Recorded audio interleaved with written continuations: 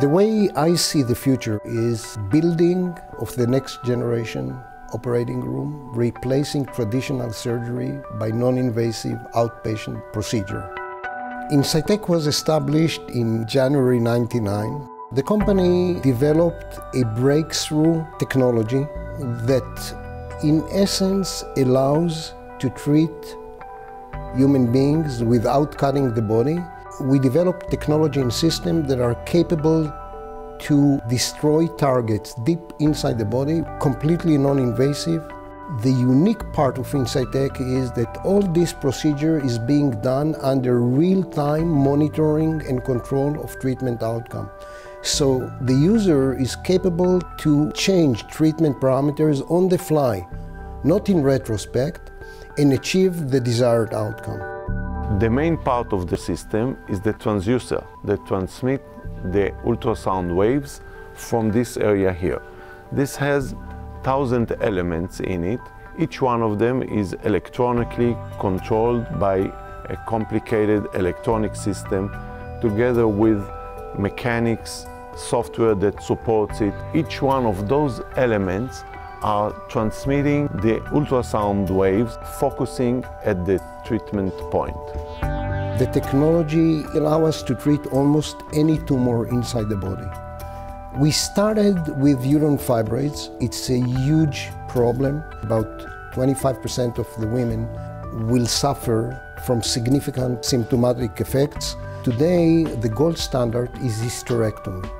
Patient is going through hysterectomy, then she will be hospitalized for a couple of days, let's say 3 to 5, at the hospital, sent home, and will recover weeks it'll take to recover. In our treatment, next day the patient is back to her life, work, family, whatever. It's a dramatic change for the women. Step 2 was turning into oncology. We selected a specific application which is metastatic bone tumor. It's a palliative treatment. The next one, which is in many ways the holy grail of this technology, is brain treatments.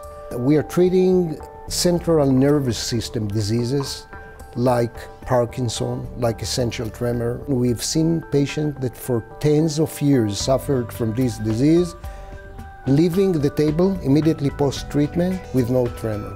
We'll definitely look as a next step on brain tumors, prostate cancer, liver tumors, breast cancer, and so on and so on. Eventually, we see it as a next generation operating room, centralized service in the hospital. I've done my first degree in physics and mathematics in Jerusalem, and then I moved to the Technion and done my first engineering degree in electrical engineering, and then continued directly into PhD in electro-optics. In parallel, I started working at Rafael. During my days at Rafael, we had a very tight collaboration with a couple of laboratories and researchers at the Technion. And as team, combined team, we worked on a couple of breakthrough programs that in essence, till now, are playing a major role in the defense of Israel. When we started InSightec, the whole R&D team came from the Technion. I would say I had a hard time to persuade the leaders to interview anyone from any other institute in Israel, to an extreme. It was a Technion-based company, so this is ongoing relations, and I would guess that we are at least 80% from our R&D team is coming from the Technion.